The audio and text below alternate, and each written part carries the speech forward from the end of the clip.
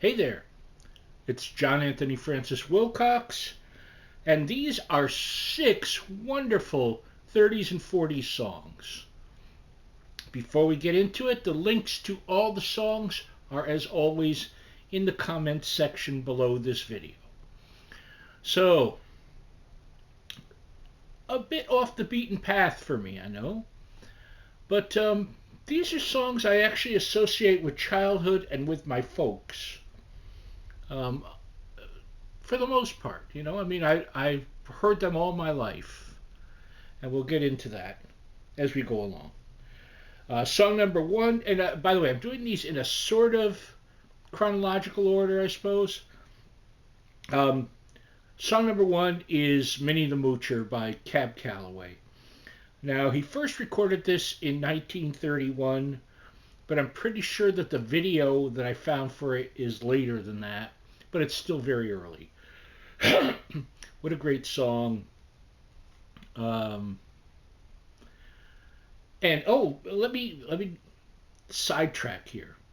Back in the 80s, my friend Mark and I had the privilege of not only seeing His Highness of Heidi Ho, Sir Cab Calloway, but we met him after the show, and he was just such an approachable and nice guy, and it was one of those things you just never forget.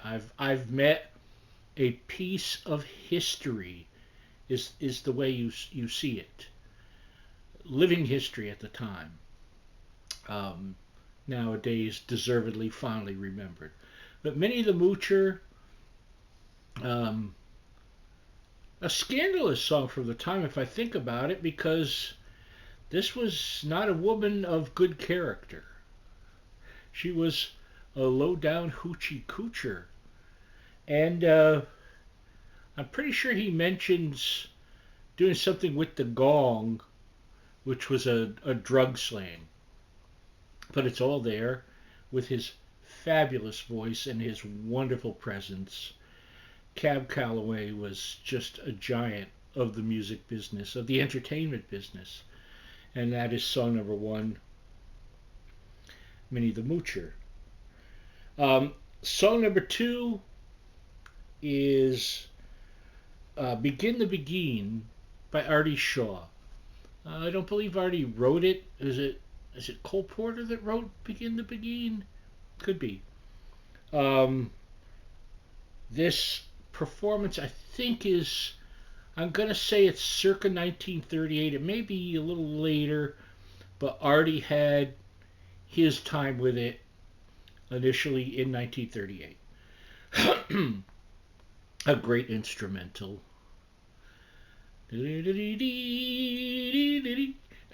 It's wonderful. It's a beautiful melodic piece of music. Um, and what did Artie play? The clarinet, I believe, and exceptionally so. It's one of those pieces. I mean, it's all over the place to this day. Um, a good piece of music stands the test of time, if not my linguistics. Very late on a Thursday night, Friday morning. It's 2:30 in the morning. Just so you know. Hey, hey. And that is song number two, Begin the Beguine by Artie Shaw. Song number three is Three Little Fishies. This version by Kay Kyser, who had a hit with it in 1939. I remember my mom singing this to me. I remember my dad singing it at some point. He never sang all that much, because he was not great with a tune. Although he would puff out his chest and he'd go, a drum, Macbeth has come." I don't know why, and it has nothing to do with this song. I just remember the doom dum that, out in the middle in the itty bitty pool, three little fishies and a mama fish too, and they thwam all over the dam. Great, wonderful. Dad loved this kind of stuff. Dad loved Kay Kyser, and he especially loved Spike Jones. One of these days I'll do a Spike Jones um, songs. And now I can't think of. There was this song Dad was looking for years, and it'll come to me. It's by neither of them. But anyway, Three Little Fishies. It was like a nonsense song, pretty much. But it was huge at its time. I think it must have been a million seller.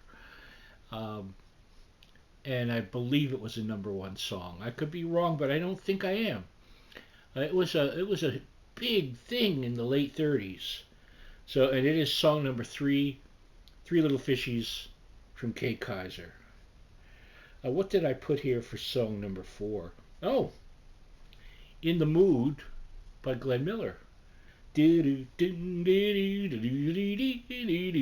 up to 1941, by the way. Another great instrumental, great horns. What do you expect from the Glenn Miller band? It's the big band era. He and Artie Shaw were two people that helped make it so. Uh, Another one, it's funny because I know Glenn Miller was Glenn Miller, but to me, Jimmy Stewart is Glenn Miller. It just is. There's no two ways about that.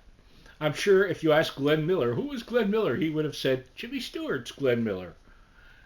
Because that's how I first became aware of him in my childhood, is seeing the Glenn Miller story with Jimmy Stewart. So, fantastic tune, like I said, circa 1941, In the Mood. Song number 4, In the Mood, Glenn Miller. Song number 5, it's Don't Sit Under the Apple Tree. The Andrews Sisters. They had I'm sorry if I've got too many ums in me. It's late at night. Forgive me for everything. That I'm even here is a credit to the power of wanting to do this for you. This was from around 1942. A World War II ditty. And, the Andrews Sisters, they had that family kind of harmony. They were righteous singers. Great voices on all three of them, and I wish I could remember their names. I know one was Patty, and it's the other two that aren't Patty. Doesn't matter. Fantastic song. Don't sit under the apple tree with anyone else but me. Which meant a lot during World War II. People are leaving their homes not knowing if they're ever going to return. And a song from women saying, don't sit under the apple tree with anyone else but me. It's something, I think, psychologically for them to look forward to when they're coming home. If they're coming home. And it is song number 5, Don't Sit Under the Apple Tree. And we finish with song number 6, Take the A Train, from Duke Ellington. This, again, we're going to go up a year, 1943-ish, for the great Duke Ellington with Take the A Train. What can you say about this stuff? It's fantastic music. I think we take for granted to a degree because of our age, when we were raised, and we don't necessarily understand the perspective all the time of what came before us. But you know what? A good song is a good song is a good song. Whether it's by Beethoven or Hoagy Carmichael or whoever, it's all great stuff. As is Duke Ellington. Come on. This is fantastic stuff. It is song number 6, Take the A Train by Duke Ellington. And that is 6 wonderful 30s, 40s songs. Now, it's funny because the things I was thinking about putting in here that were the spark for it, I didn't put in here, which was Chattanooga Choo Choo and Boogie Woogie Bugle Boy. But you know what it says to me? It says to me, at some point in the future, I'll do another one, and I'll put those in there, along with maybe Gene Krupa doing Drum Boogie. Drum Boogie. There's a great video for that from Ball of Fire with Barbara Stanwyck and Gary Cooper, where at one point he's playing it with two matchsticks, and he ends it by lighting the matches. Fantastic. It's a great video. I'll find that whenever I do that the next time I do this. I think I don't know if I found videos for all of these songs, but for some of them, in the very least, I've done my best. So I hope you enjoy these all. Cast your mind back to before you were born, or maybe you heard these in your childhood too. I don't know. Um, I hope you have these. I have fond memories of every one of these songs. Connective tissue inside for the heart and soul and the brain, mostly for the heart and soul. I'm rambling. I love you. Bye bye.